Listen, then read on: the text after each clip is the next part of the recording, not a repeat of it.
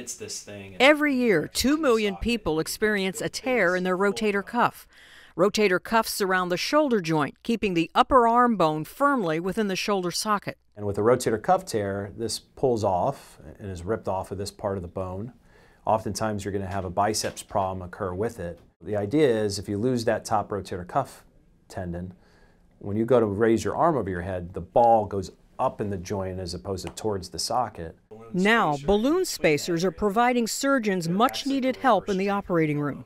You put it in as just an unfilled balloon, think of it that way, and then you pump fluid saline into it and it props open that space.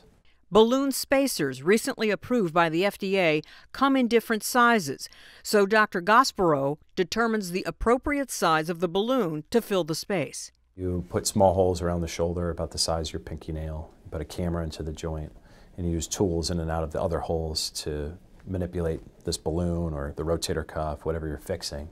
A new tool to help patients find relief. I'm Marty Salt reporting.